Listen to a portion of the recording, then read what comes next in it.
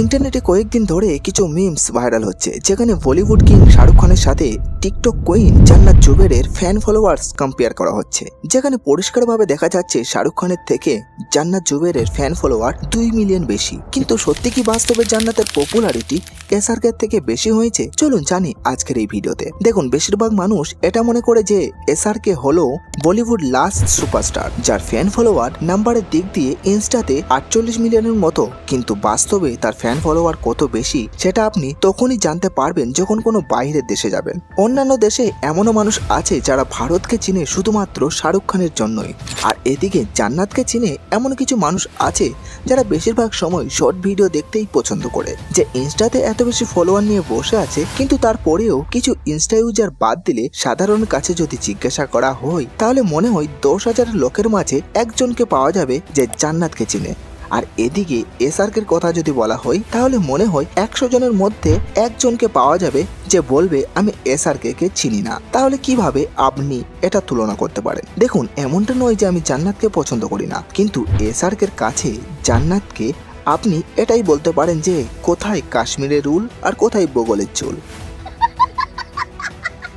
জান্নাত মূলত শর্ট ভিডিওর মাধ্যমে ভাইরাল হয়েছে, তাই তার ফলোয়ার বেশি। কিন্তু এসআরকে তার কঠিন পরিশ্রমের মাধ্যমে দিল্লির একটা সাধারণ পরিবারের ছেলে হয়ে বলিউডের কিং হয়ে দাঁড়িয়েছে। যেই জান্নাতের ফলোয়ার্স এসআরকে থেকে বেশি হয়ে দাঁড়িয়েছে, সেই জান্নাত নিজেই এসআরকের সাথে একটা ফটো কিংবা একটা ভিডিও নেওয়ার জন্যই বেকুল হয়ে থাকে। তাই এইভাবে এসআরকের সাথে জান্নাতের তুলনা করা বোকামি ছাড়া আর কিছুই না।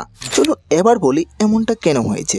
দেখুন, এসআরকে ইনস্টাতে বেশি পোস্ট করে না আর অ্যাক্টিভও থাকে না, যার কারণে নিউ অডিয়েন্সের রিচটা সে বেশি পায়ও না। আর যারা আগের থেকে ফলো করতো তারাই লাইক কমেন্ট করে থাকে বেশিরভাগ। আর এখন বেশিরভাগ ইনস্টা ইউজার তো রিল সেকশনে গিয়ে শুধু স্ক্রোল করতে থাকে। যেহেতু এসআরকে বেশি ভিডিও আপলোড করে না, তাই ফর ইউ পেজে তার ভিডিও রিকমেন্ডও হতে পারে না, তাই তো বেশি নতুন অডিয়েন্স জয়েন হতে পারে না। কিন্তু এদিকে জান্নাত নিয়মিত ডেলি ভিডিও আপলোড করে, তাও আবার ট্রেন্ডকে ফলো করে, যার কারণে তার ভিডিও নতুন ইউজারদের কাছে সাজেস্ট হয়, তাই ফলোয়ার দ্রুত বাড়তে থাকে। কারণ আমরা এটা সবাই জানি, ভিডিও ভাইরাল হলে ফলোয়ার রাতারাতি অনেক বেড়ে যায়। আর যেহেতু জান্নাত নিয়মিত রিলস পোস্ট করে থাকে, যার কারণে তার ফলোয়ার দিন দিন বাড়তেই থাকে। তাই যদি কেউ একটা পোস্ট করে আর কেউ যদি 100টা পোস্ট করে, তাহলে দুজনের মধ্যে সোশ্যাল মিডিয়ার অ্যালগোরিদমের নিয়ম অনুসারে সে বেশি অ্যাটেনশন পাবে যে 100টা পোস্ট করেছে, যার কারণে তার পোস্ট বা ভিডিও দুটোই রিচ বেশি পাবে। তাই মোট কথা যে যত বেশি অ্যাক্টিভ থাকবে আর যত বেশি পোস্ট করবে, তার ভাইরাল হওয়ার চান্স আর ফলোয়ার বাড়ানোর চান্স